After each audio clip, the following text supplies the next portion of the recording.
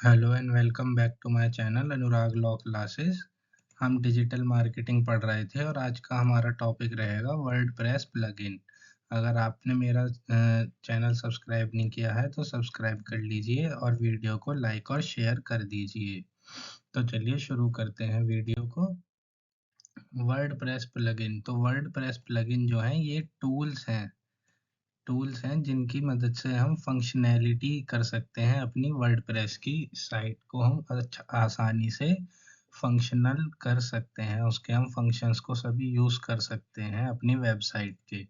ये अलाउ करता है कि हम अपनी वेबसाइट में फीचर्स और कस्टमाइज कर सकें हम अपनी वेबसाइट को बिना किसी बिना कोई कोडिंग के। तो अब एक देखते हैं कि वर्डप्रेस को हम इफ़ेक्टिवली कैसे यूज़ करते हैं। जैसे कि एलिमिनेटर एक प्लगइन हैगा वर्डप्रेस का। तो सबसे पहले हमें इंस्टॉल करने पड़ते हैं प्लगइन को। तो हम प्लगइन को इंस्टॉल कर सकते हैं एडमिन डैशबोर्ड के थ्रू। तो सबसे पहले हमें डैशबोर्ड पे जाना होता है, फिर प्लगइन पे और फिर ऐड न्यू, या फिर हम सर्च कर सकते हैं अपने डिज़ायर्ड प्लगइन को, जो कि हम सर्च बार को यूज़ करके अपने प्लगइन को सर्च कर सकते हैं। फिर हम इंस्टॉल नाउ पे क्लिक करते हैं और फिर उसे एक्टिवेट कर देते हैं। अब अपलोड के द्वारा कैसे करते हैं हम प्लगइन को इंस्टॉल? तो हमें डाउनलोड करना होता है प्लगइन को ज़िप फाइल में। एक थर्ड पार्टी सोर्स से हम उसे डाउनलोड कर सकते हैं। फिर हम डैशबोर्ड पे जाते हैं, वहाँ पे प्लगइन्स होता है और प्लगइन में ऐड न्यू और फिर अपलोड प्लगइन। इसमें हमें अपनी जो ज़िप फाइल होती है वो चूज़ करनी होती है और फिर क्लिक करना होता है इंस्टॉल नाउ और फिर क्लिक करना होता है एक्टिवेट प्लगइन जब हमारा इंस्टॉलेशन हो जाता है उसके बाद। नेक्स्ट आता है अपडेट एंड मैनेज प्लगइन। तो हमें रेगुलरली अपडेट करने होते हैं प्लगइन को और ये हम अपडेट कर सकते हैं डैशबोर्ड और फिर वहाँ पे अपडेट्स या फिर प्लगइन जहाँ पे होता है। फिर हम मैनेज करते हैं अपने प्लगइन्स को। हम मैनेज भी कर सकते हैं अपने प्लगइन्स को प्लगइन मेन्यू के थ्रू, जहाँ पे कि हमें अगर डीएक्टिवेट करना है या फिर डिलीट करना है, जैसे भी हमारी मर्जी होती है वैसे हम यूज़ कर सकते हैं प्लगइन को। नेक्स्ट आता है ब्लॉग क्रिएशन यूजिंग वर्डप्रेस। तो सबसे पहले हमें ब्लॉग पोस्ट क्रिएट करना पड़ता है। हमें एक ब्लॉग का पोस्ट क्रिएट करना पड़ता है। इसमें हमें एक न्यू पोस्ट डालना होता है। इसमें हम डैशबोर्ड में जाते हैं, फिर पोस्ट में और फिर ऐड न्यू। तो पोस्ट डालने के लिए हमें सबसे पहले पोस्ट का टाइटल डालना पड़ता है, या ये हम राइट भी कर सकते हैं, लिख भी सकते हैं या फिर पेस्ट भी कर सकते हैं कहीं से। और ये हमें कंटेंट एडिटर के अंदर डालना होता है।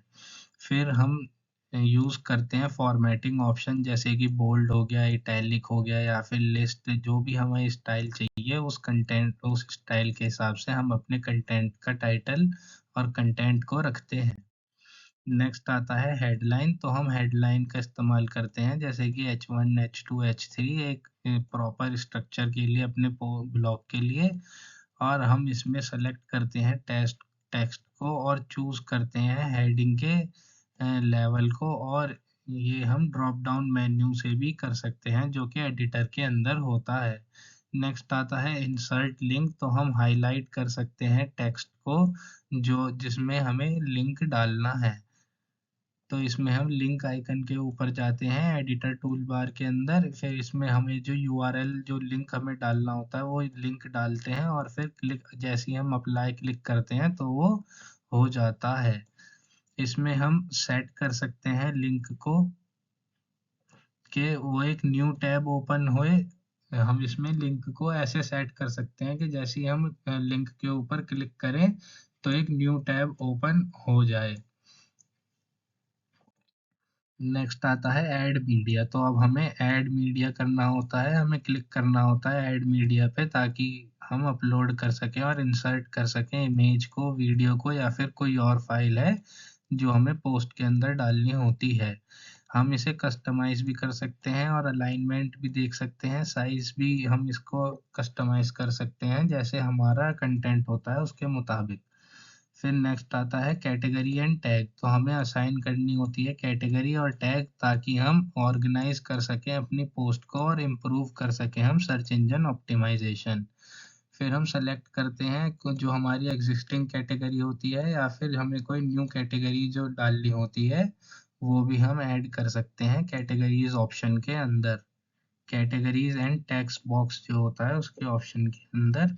और फिर लास्ट हमारा आता है पब्लिश और शेड्यूल, तो हम पब्लिश करते हैं अपने ब्लॉग को या पोस्ट को ताकि वो इंटरनेट पे लाइव हो जाए।